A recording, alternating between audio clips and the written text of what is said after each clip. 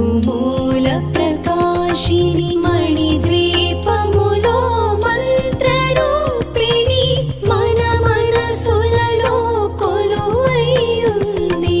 సుగంధ పుష్పాలెన్నో వేలు అనంత సుందర సువర్ణ పూలు అచంచలం